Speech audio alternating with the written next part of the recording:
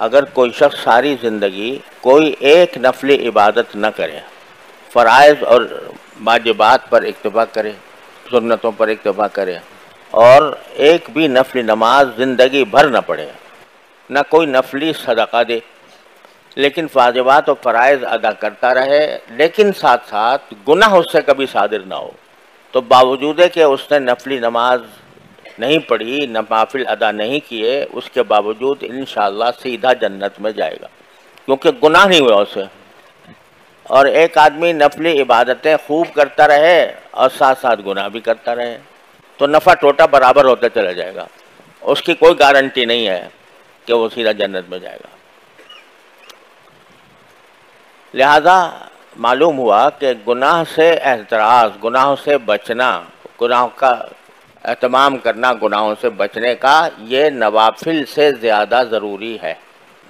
عام طور سے ہمارے دور میں جو فتنے ہیں گناہوں کے، ان میں نگاہ کا فتنہ سب سے زیادہ اشد ہے، اور گھر گھر پھیلا ہوا ہے۔ ایک ایک شخص اس فتنے کا شکار ہے۔ پہلے نگاہ کے غلط استعمال کرنے کے لیے کچھ کرنا پڑتا تھا، کہیں باہر جانا پڑتا تھا،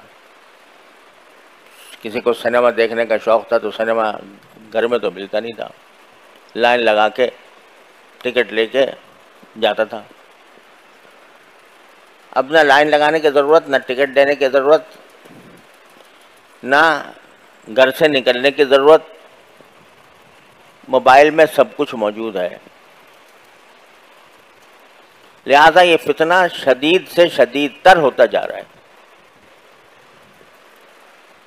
اور خوب سمجھ لیجئے، اللہ تعالیٰ مجھے بھی سمجھ عطا فرمائے، آپ حضرات کو بھی عطا فرمائے، کہ نگاہ کا غلط استعمال جو ہے وہ نور ایمان کو سلب کر لیتا ہے۔ اللہ بچائے۔ ایمان کا ایک نور ہوتا ہے، عمل صالح کا ایک نور ہوتا ہے، اللہ جل جلالہ کے قرب کا ایک نور ہوتا ہے، اور نبی کریم سرور عالم صلی اللہ علیہ وسلم نے دعا مانگی ہے اس نور کی۔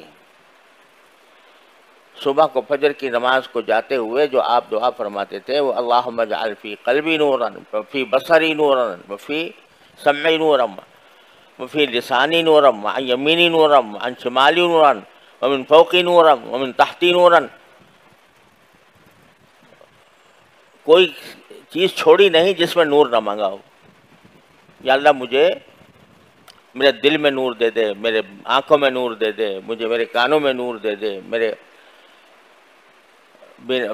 بصر میں نور دے دے، میرے دائیں نور دے دے، میرے بائیں نور دے دے، میرے آگے نور دے دے، میرے پیچھے نور دے دے، میرے اوپر نور دے دے، میرے نیچے نور دے دے، میری زبان میں نور دے دے، اور نور میرا بڑھاتے ہی چلے جائیے، وَعَظِمْ لِي نُورًا، اور یہاں تک کہ یہ کہہ رہی ہے وَاجْعَلْنِي نُورًا، مجھے ہی نور بنا دیجیے۔ کیا ہے یہ نور مانگ رہے ہیں نبی کریم صلی اللہ علیہ وسلم۔ یہ کاہے کا نور؟ ایمان کا نور، تصدیق کا نور، قرب الہی کا نور، تعلق مع اللہ کا نور۔ یہ نور ایمان کے اندر، ہر صاحب ایمان کے اندر ہونا چاہیے، اس لیے صبح صبح رسول کریم صلی اللہ علیہ وسلم یہ دعا مانگتے ہیں کہ مجھے دے دیجیے۔ اب یہ نور جو ہے نا، یہ تو گناہ کے ساتھ جمع نہیں ہوتا۔ گناہ بھی کرتا رہے آدمی اور نور بھی ملتا رہے ایمان کا، یہ مشکل ہے۔ حضرت امام شافعی کا کہ شعر مشہور ہے کہ کسی نے، شاگرد نے کسی استاد سے کہا، خود امام شافعی نے اپنے استاد بقی ابن جراح رحمۃ اللہ علیہ سے، امام شافعی کے استاد ہیں بقی ابن جراح، اور وہ امام ابو حنیفہ کے شاگرد ہیں، تو ان سے کہا کہ مجھے کچھ حافظے کی تقویت کا کوئی ذریعہ بتا دیجیے، کیونکہ مجھے بہت سی باتیں پڑھتا ہوں یاد نہیں رہتی. تو کہتے ہیں خود امام شافعی شعر میں کہ شکوت الی بقیع سوء حفظی فاوصانی الی ترک المعاصی. جب میں نے کہا میرا حافظہ کمزور ہے تو حضرت بقیع نے جواب میں کہا کہ گناہ چھوڑ دو تو حافظہ کبھی ہو جائے گا. کیوں؟ فإن العلم نور من الہ ونور اللہ لا یعطی لعاصی. کیونکہ علم جو ہے یہ اللہ کی طرف سے ایک نور ہے اور یہ اللہ کا نور کسی نافرمان کو نہیں دیا جاتا. تو معلوم ہوا کہ گناہ جو ہے وہ انسان کے دل سے ایمان کے نور کو سلب کر لیتا ہے. اب کیا مطلب ہے اس نور کے سلب کرنے کا؟ اس کی تفصیل میں جائیں تو لمبی چوڑی تقریر کی ضرورت ہوگی، لیکن مختصر بات یہ ہے کہ جب ایمان کا نور قلب میں پیدا ہو جاتا ہے، اللہ تعالیٰ اپنی رحمت سے ہم سب کو عطا فرما دے، تو پھر انسان جو ہے وہ اس کا خود طبعی میلان وہ طاعات کی طرف ہوتا ہے، عبادات کی طرف ہوتا ہے، اللہ تعالیٰ کے احکام کی تعمیل کی طرف ہوتا ہے، اور گناہوں کی طرف جو رغبت ہے وہ کم ہوتی چلی جاتی ہے.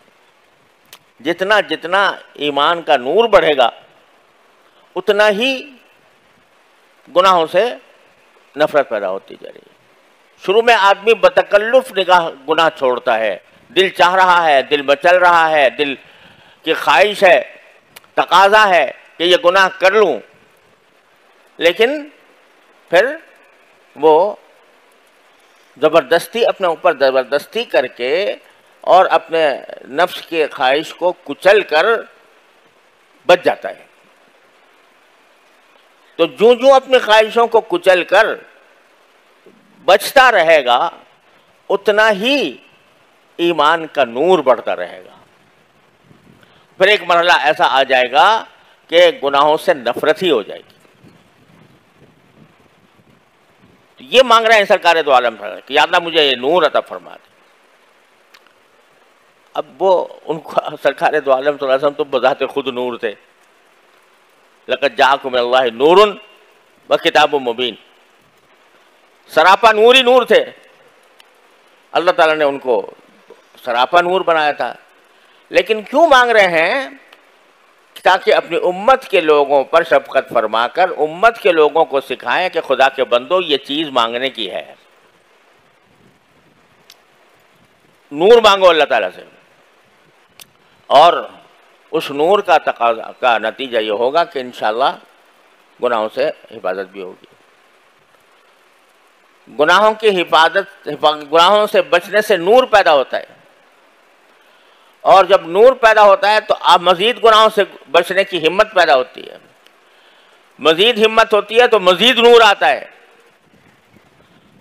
یہ ایک تسلسل ہے جو بندے کو ساری زندگی جس کو حاصل کرنے کی فکر کرنی چاہیے. تو میں عرض یہ کر رہا تھا کہ نگاہ کے غلط استعمال سے کیا ہوتا ہے کہ یہ نور ایمان جو اللہ تبارک و تعالیٰ نے عطا فرمایا بندے کو، اس سے محرومی ہو جاتی.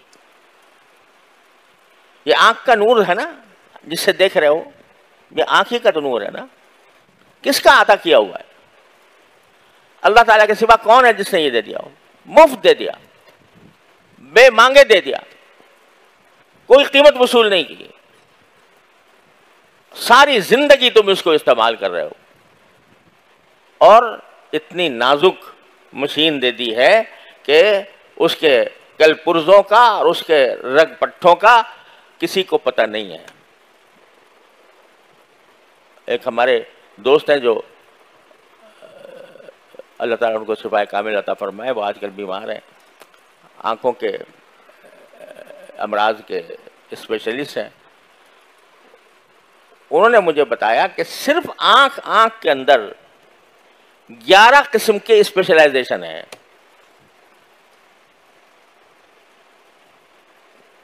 اس چھوٹی سی آنکھ کے اندر جو کائنات بنائی ہے اللہ تعالیٰ نے، اس کائنات کے جو اب تک 11 قسم کے مختلف لوگ ہوتے ہیں، جو کوئی ایک چیز کا اسپیشلسٹ ہے، کوئی دوسری چیز کا اسپیشلسٹ ہے، کوئی تیسری چیز کا اسپیشلسٹ ہے، 11 قسم کے اسپیشلسٹ ہوتے ہیں.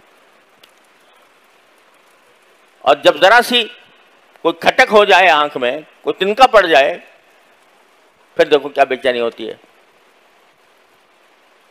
اگر بینائی خدا نہ کرے کسی وقت اس میں کمی آ جائے تو انسان ساری دنیا کی دولت لٹانے کو تیار ہو جاتا ہے کہ یہ میں لٹا دوں لیکن میری یہ بینائی واپس آ جائے. بے مانگے مفت دے رکھی ہے اللہ تعالیٰ نے ساری زندگی، پیدائش سے لے کر مرتے دم تک یہ چل رہی ہے. تو اس کائنات کو، آنکھ کی اس کائنات کو اگر گناہ سے آلودہ کرو گے، اللہ کی دی ہوئی اس مشین کو اللہ تعالیٰ کی معصیت سے آلودہ کرو گے، تو اس کا چاہے تمہاری بینائی سلب نہ ہو، لیکن جو اس کے اندر اللہ نے نور ایمان رکھا ہے وہ سلب ہوتا جائے گا.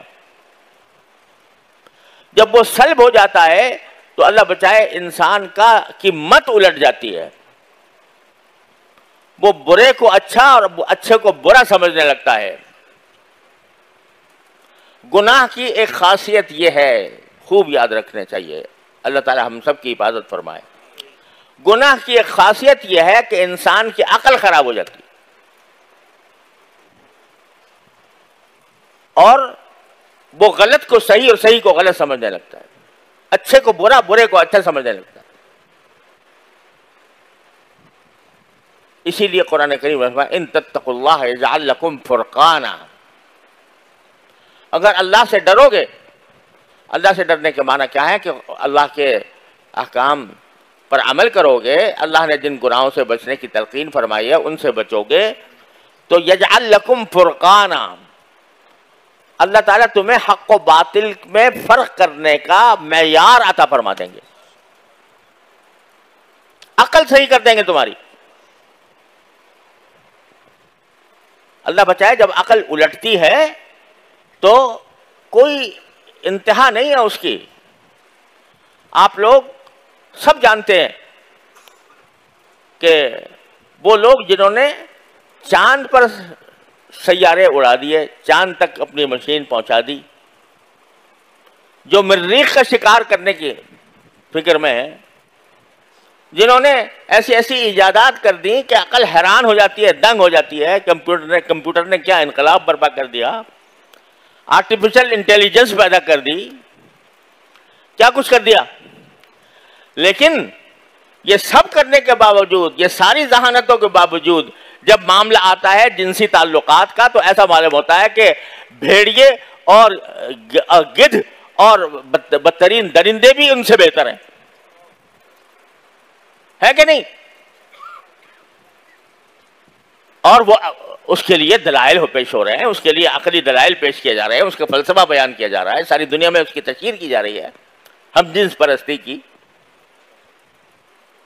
کیا ہوا؟ یہ ہوا کہ عقل خراب ہو گئی، مت الٹ گئی.